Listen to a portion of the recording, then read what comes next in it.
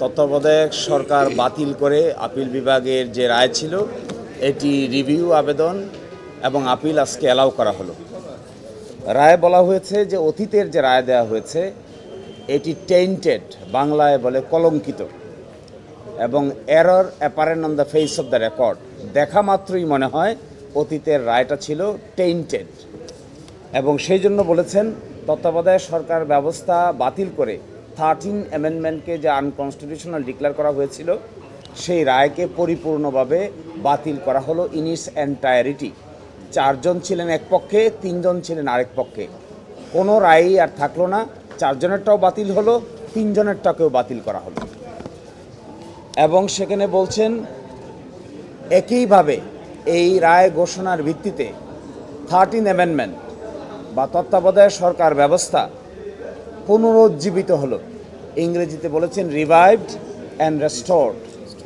এবং এই রিভাইভ এবং রেস্টোরটা কখন কার্যকর হবে সেটা বলেছেন subject to enforcement of article 58B and 58C।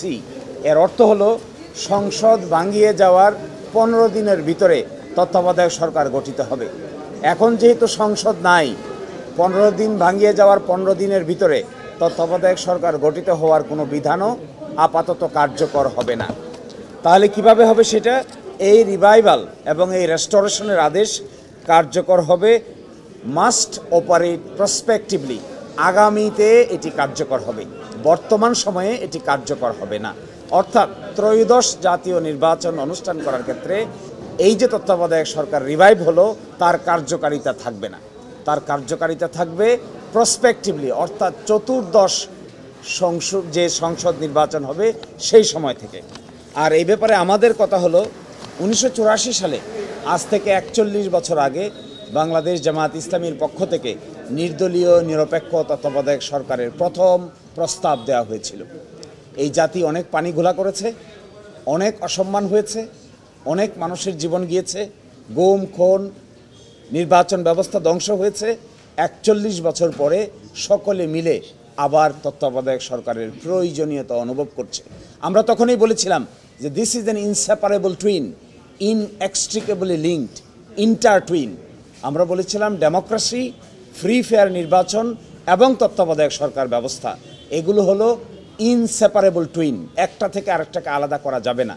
একটা পিলার ছাড়া যেরকম ঘর দাঁড়িয়ে থাকা যায় না, কেয়ারটেকার গভর্নমেন্ট হলো এরকম একটা পিলার। এটিকে সরিয়ে ফেললে অবাধ নির্বাচন সম্ভব নয়, অবাধ নির্বাচন না হলে ডেমোক্রেসিও সম্ভব নয়।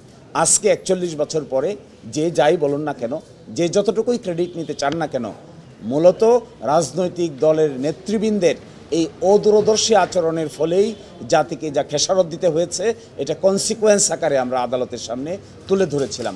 আমরা মনে করি নির্বাচনের ক্ষেত্রে জয় এবং পরাজয় মেনে নেওয়ার মেন্টালিটি অর্জন করতে হবে। নির্বাচন অনুষ্ঠানের ক্ষেত্রে জনগণের ভোটাধিকার স্বাধীনভাবে প্রয়োগ করবে। এই ক্ষেত্রে ইফ, বাট, কিন্তু যোগ করার কোনো সুযোগ কোনো রাজনৈতিক দলেরই নেওয়া উচিত না। আমরা এটাও মনে করি, আমরা যখন এই তত্ত্বাবধায়ক সরকার চেয়েছিলাম, আমরা ব্যক্তিগত কোনো স্বার্থ, কোনো দলীয় স্বার্থের জন্য চাইনি। আমরা চেয়েছিলাম ডেমোক্রেসি বাংলাদেশে এস্টাবলিশ হোক, বাংলাদেশিক সিস্টেমটা, কনস্টিটিউশনালিটিটা আস্তে আস্তে গভীর ভিত্তির উপর দাঁড়াক। মাঝখানে অনেক মিসহ্যাপ হয়েছে, অনেক অসুবিধা হয়েছে, শেষ পর্যন্ত এখানে আমরা আসলাম ফিরে। পরবর্তী দায়িত্ব হবে সকলে মিলে Democratic environment in the society, free fair election and credible election ব্যবস্থাকে সকলে মিলে শক্তিশালী করা। এখানে দলগত বিষয় নয়, জামাত কিংবা বিএনপি বা অন্য দলের বিষয় নয়, রাষ্ট্রের বিষয়, সংবিধানের বিষয়। So we hope the country will run in a very Democratic atmosphere in near future, এবং সেখানে ফ্রি ফেয়ার ইলেকশনই হবে রাষ্ট্র চালানোর মূল মন্ত্র। আমাদের পক্ষ থেকে এতটুকুই আমাদের কমেন্ট। ওয়ত একটা তো আছেই, কারণ পঞ্চদশ সংশোধনীতে তত্ত্বাবধায়ক সরকার ব্যবস্থা বাতিল করে অ্যামেন্ডমেন্ট আনা হয়। এই অ্যামেন্ডমেন্টটাকে আমাদের হাইকোর্ট ডিভিশন বাতিল ঘোষণা করেছেন, আংশিকভাবে তত্ত্বাবধায়ক সংক্রান্ত পোড়াটাকেই বাতিল করেছেন। তার বিরুদ্ধে আপিল দায়ের হয়েছে, লিভ হয়েছে, এই লিভ শুনানির জন্য পেন্ডিং আছে। সাবজেক্ট টু কি ডিসিশন সেখানে হবে, এটার জন্য অপেক্ষা করার সময় দরকার বলে আমি মনে করি। তা না হলে একটা জিনিস পরিপূর্ণভাবে সেটেল হবে না, একটা বিতর্ক থেকেই যাবে। সেই জন্য ইনিস এন্টায়ারিটি শেষ করতে পারলে ভালো হতো। আশা করি ওইটাও দ্রুত নিষ্পত্তি করা হবে। না, ওটার কারণে আজকের রায় তো তত্ত্বাবধায়ক সরকার সিস্টেমটাকে বাতিল করে যে রায় দিয়েছিলেন তার রিভিউ করে বাতিল করা হলো। এর মানে কি, তত্ত্বাবধায়ক সরকার ব্যবস্থাটা বহাল করা হলো। কিন্তু পঞ্চদশ সংশোধনীর মামলায় তত্ত্বাবধায়কই একমাত্র ইস্যু নয়, তত্ত্বাবধায়কের বাইরেও প্রায় 29টা ইস্যু 15th অ্যামেন্ডমেন্টে রেজ করা হয়েছিল, যার 4টির ব্যাপারে সিদ্ধান্ত দিয়েছিল হাইকোর্ট ডিভিশন, বাকিগুলোর ব্যাপারে হাইকোর্ট ডিভিশন বলেছিলেন পার্লামেন্টের উপর ছেড়ে দিয়েছেন। এর বিরুদ্ধে আমরাও আপিল করেছি, জনাব বদিউল আলম মজুমদারও আপিল করেছেন, আরও ক্রস আপিল হয়েছে। সবগুলো বিবেচনা হবে, শুধু তত্ত্বাবধায়কের ব্যাপারে নয়, 29টা ব্যাপারেই বাকি সিদ্ধান্ত হবে ওই মামলায়।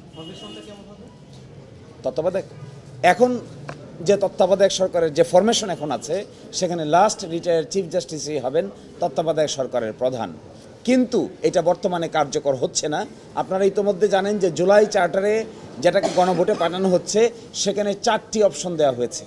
এই 4টি অপশন যদি গণভোটে অ্যাকসেপ্টেড হয়, তাহলে নতুন পার্লামেন্টে সংবিধান সংস্কার সভায় যদি এটা গৃহীত হয়, তাহলে তত্ত্বাবধায়ক সরকারের ফরম্যাটে আমূল পরিবর্তন আসতে পারে। এটা নির্ভর করবে জুলাই চার্টার গণভোটে অ্যাকসেপ্ট হলো কিনা, অ্যাকসেপ্ট হওয়ার পরে সংবিধান সংস্কার সভা ওই ফরম্যাটটাকে গ্রহণ করলো কিনা। যদি গ্রহণ করে, তাহলে বর্তমান ফরম্যাট সেখানে চতুর্থ অপশন হিসেবে আছে, প্রথম অপশন হিসেবে নাই।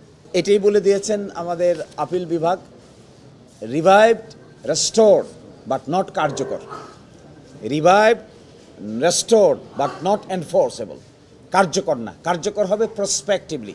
প্রসপেক্টিভ মিনিং দেয়ার বাই চতুর্দশ সংসদ নির্বাচনের পর থেকে, তার আগে নয়।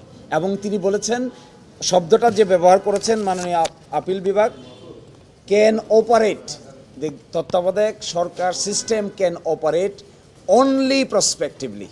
এটা বিতর্ক এড়ানোর জন্যই এই লাইনটুকু অ্যাড করা হয়েছে, যেন এটা নিয়ে আমরা এখনই বিতর্ক না করি, তাহলে বর্তমান সরকার থাকবে কি থাকবে না, কেয়ারটেকার গভর্নমেন্ট এখনই হবে কি হবে না, এটি আপিল বিভাগ ক্লিয়ার করে দিয়েছেন, আর কোনো বিতর্কের অবকাশ থাকলো না।